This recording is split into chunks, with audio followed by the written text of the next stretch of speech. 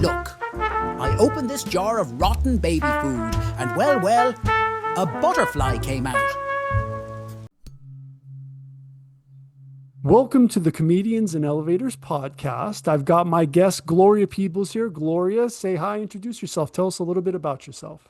Hi, my name is Gloria Peebles, and I'm a writer and editor for Perception Magazine out of Los Angeles, California. But I am in North Carolina at the moment. Very cool. What are you doing there? All right, well, this is home for me, but I'm sort of like in between states. I'm back and forth between LA and North Carolina, but North Carolina is home for me.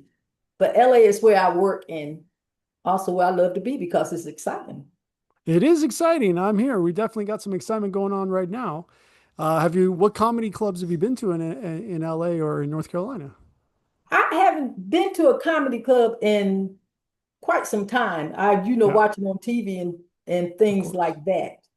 But I am up to date on the comedy industry. Well, that's good. That's even better because then you're gonna, from the inside know what's going on. All right, well, let's get started. So the whole point of the podcast is to compare and contrast the comic versus the comedian. So I define the comic as any person telling funny jokes versus the comedian who's a funny person telling any jokes. So two sides of the same coin. A lot of people will say you evolve from a comic into a comedian. So the first question is about the role of persona in comedy. So how much of the comedian's voice is a character versus their real self? I think that probably 90% of the comedian's voice is a character because he's in character at that time. Or should be, at least. Yeah, yeah, it should be. Yes. So you're basically seeing more professional comedians because I would definitely argue that they start as a comic, which is just telling jokes and getting used to doing that, but maybe not have a character so much. So, that's kind of where it's leading. So I guess the question is does authenticity matter or is the illusion part of the magic? Well, authenticity does matter, but it's like being a comedian is sort of like being a writer a little bit because you got to take the audience into your story, whatever you tell them. Hmm. So we got to see when you got a comedian and he's on stage and he's telling you his life story or he's making a joke or whatever. If you can visualize what he's talking about, then he's captured your attention. Absolutely. Yeah. So the visualization, I totally agree with you. That's where the story comes in because sometimes the joke is just a word play and you don't necessarily visualize it too much. And that's more of the comic. Would you agree? Exactly. All right. Next question. Punching up versus punching down. So where do comics versus comedians stand on this? Punching up plus punching down. Or yeah, Um, verse. versus punching down. Hmm. They need to punch up because you always want to go up. And you want to keep your audience up too, Right. a long time. But of course we do see a lot of comics or comedians punching down because it's fashionable or it's edgy or it's just something that they do, right? So it's definitely in the industry that it's a thing. So what do you do? Which direction should you go to, or maybe which one do you like? And when you say like punching up or punching down, Let me can you define it. can you 100%. elaborate that on a little bit? When you say that punching down, Yeah, are they like punching down is usually it's a negative connotation. Like we see a lot of comics, they're it's not a positive thing. Let's put it that way. Where we could give an example of punching up. Say you're not you have no unemployed and you're going after rich people. That would be an example of punching up. So I'm sure you can imagine what punching down would be. you definitely want to punch up then. And you want to keep punching up. No doubt. Now here's where it comes. Here's the idea behind the question. Once you're successful as a comedian and you're making money. How can you punch up? I mean, you're at the top of the game, right? That's where it's coming from, is the punching down, is because where do you go from there when you're already at the top? You see the problem? Well, if you're already at the top, then you need to change up your game a little bit and Right. to do something different, do something out of the ordinary that will get your audience attention. Like, oh, he's never done that before. It's like revamping yourself or re-imaging yourself. And if you're at Mm. the top of your game, you definitely need to think about a new image. So there's one idea I like to throw out there. So could you imagine a jealous medieval prince becoming the first comedian by killing the court jester? Now that's hilarious. Okay, why would he want to become a comedian? I don't know. That's what I'm saying. Imagine, go back there. This is it's absurd. It's a ridiculous scenario. I mean, go back, in the times before, electricity, and this is what they got to work with. So why would anyone do that? Why would a prince do that? That's how I see it. That's how maybe I see comics because coming. maybe because he wanted to be a comedian. That was something that was what that was always in him, Right. and he never got the opportunity to do it. It's like a dream that never came to pass. So he decided to do it. Oh yeah, that's for sure. All right. So is the audience's agreement with the comedian a form of permission or alignment? Now say that. Repeat that again for me. Is the audience agreement with the comedian a form of permission or alignment? It's an alignment, I would say. Okay. Form of You don't alignment. think they ask for permission sometimes? Do the audience ask for permission for what? The comedian asks for permission to tell that kind of joke, right? Oh, to Because do it's like some you ask someone out in his audience if he can sort of like make fun of him. well, that would be a good example, definitely. And like maybe the punching up one, say, he's basically a homeless, well, appears to be a homeless guy on stage. And of course, he's talking about eating the rich. Wouldn't he want to see, is the audience rich? Is that something he should check first before he starts heckling rich people, for example? I think he should. I think they need to. A lot of comedians need to check before they start doing a lot of things because I've heard some horror stories behind them, picking on people, and people Now, weren't too happy about it. So yeah, I think that they should ask somebody permission. Yes. permit. Okay, who do they ask? How do you check if you're coming up with these ideas? And to you, it seems like a good idea. It sounds funny to you. But how would you know until you try it? Well, if they're on stage and they pick out someone that they want to make fun of or whatever, they should ask them, do Can I you make fun of mind you? if I make fun of you or whatever? And want it's not anything personal. But isn't it supposed to be personal? I mean, isn't that the whole point? Is you're trying to get into that spot? Otherwise, where's the controversy, right? Well, yes, sort of.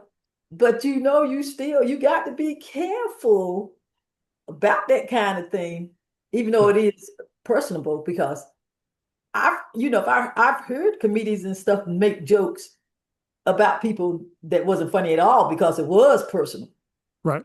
whatever. So I Yeah, think, it wasn't actually, there was no technical humor in it. It just happened to be a personal attack. So they kind of missed yeah, you got to be funny. You got to have a joke in there. Otherwise it makes no sense. All right. Next question. Cultural translation of comedy. How do jokes that work in one country bomb in another?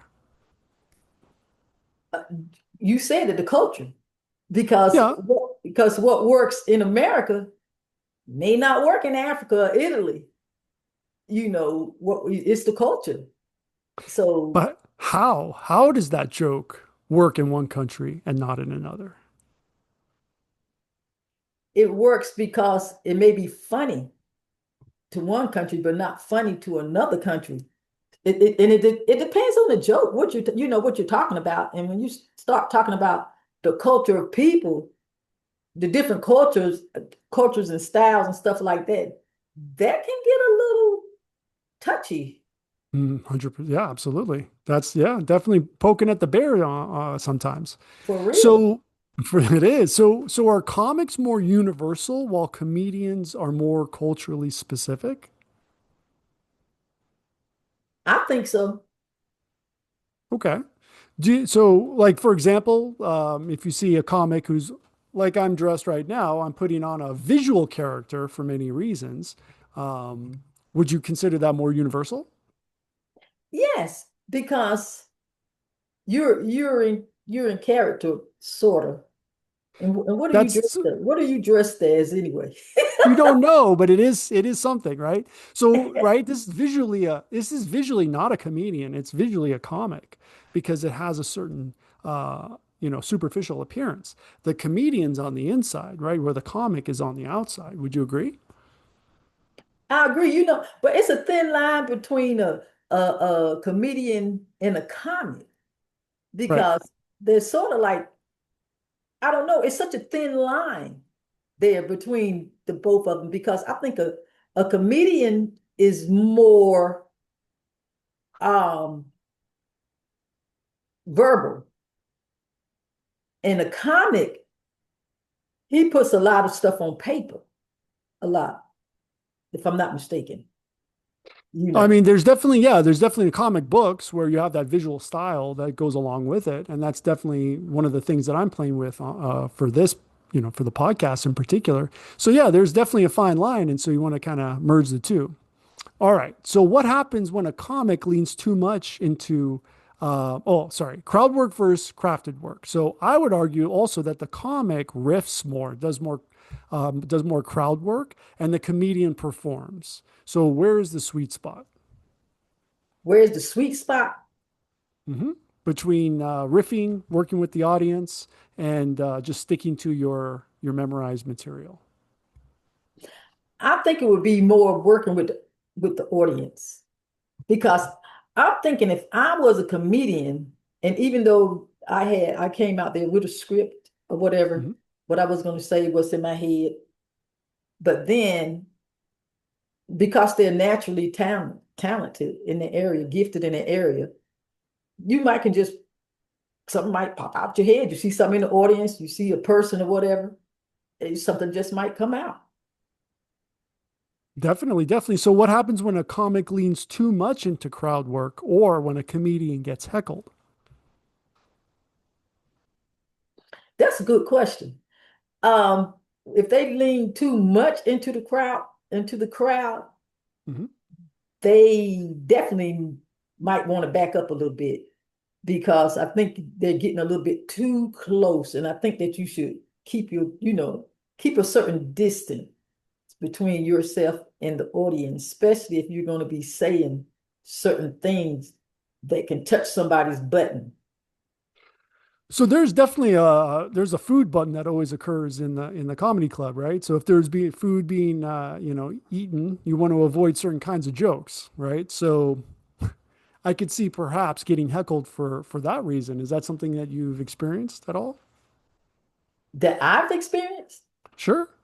of watching another comedian get heckled, Well, or yeah, me absolutely. if I got heckled.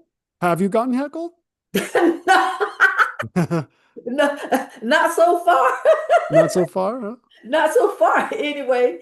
But I've seen comedians get heckled and Absolutely, yeah. everything, and some of them know how to play it off. Oh, Yeah, it's a hard one. You want to kind of compete against it. I personally been heckled, but it was hard for me to hear the heckle, and that's the worst part because it's hard to make a comeback when you don't know what the hell they said. That, right? That's for me. That's the tough one. I'm like, yeah, whatever that was. I mean, yeah. All right, advertising and self promotion. So, who advertises themselves more, a comic or comedian? You know that place where you're not conscious and you're not sleeping either? That's your power bill to the electric company. Right here. I want us to be here with free energy, where the Wardenclyffe Tower meets the Eiffel Tower. But that's not where we are. We are here, where you've got the utility and you've got residential solar. Between these two, we know which one saves you money. This is where we can go in the meantime. But this is where I want us to be now, And this can be done now. So let me deputize you to represent DOSE, Department of Solar Efficiency, and let's get on the podcast to get the message out today. See you soon. I want to lean to more of a comedian because they're actually out there. They're like a big advertising board. They're in front of the audience and everything. And the audience can see them. Well, I guess they probably can on a comic too. But I would go with a comedian. Absolutely. I mean, that's kind of the more traditional one. So, but with everything on TikTok and short form video, perhaps the visual story has taken on a life of its own. That's where the whole question is coming from. So, Okay. is self promotion seen as selling out, or is it necessary for survival? Repeat that for me again. Is self promotion seen as selling out, or is it necessary for survival? Oh, it's absolutely necessary for survival. Okay.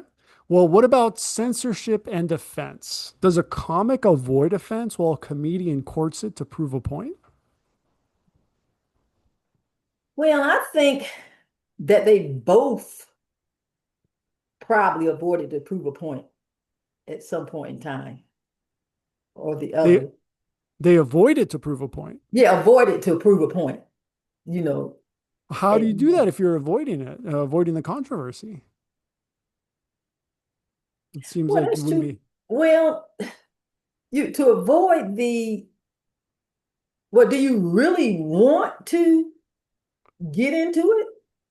I mean, generally speaking, yes. Otherwise, there's no energy transfer, right? There's no dynamic if you're not pushing the boundaries, right? Okay, so you want them to, I mean, I can understand them, talking to the audience and stuff like that. And, if they're writing in and saying stuff like that. But how far do you want to go with that? You don't want to, create an uproar between with your audience, do you? Do you want to sort of like smooth it out? Smooth it out. I got to tell you, for me, creating an uproar is very difficult to do. I mean, I need to get an uproar. That's why you're going to push it, right? If you go too, right? That's how I see it. So, but here's the main question. So here's the question of that: Who survives better in a cancel culture environment, a comic or a comedian? A comic? I would Why say a is that? comic. How, they would survive more? Yes. It's just because they're avoiding offense, right? Yes. Okay, okay. So timing and delivery, is it a science or an art? I would say it's an art. Okay. I would say it's an art. So do comics rely more on structure and comedians more on rhythm and emotion? Comics rely more on structure, Okay. and and And and the comedians rhythm and emotion, ribbon and okay, emotion, what you say. right? Because they got more of that going on. So laughter versus applause versus memory. Are comics chasing laughs and comedians chasing applause breaks that validate the message? I think they both are chasing the same things, laughs and applause. Okay. Now, the thing is what if they're not funny and they're still getting applause? What is that really the goal? If you just skipped over the laughter? Well, if you're getting applause, everything is not going to be funny to everybody. You So know, why'd they applaud? Why'd they applaud?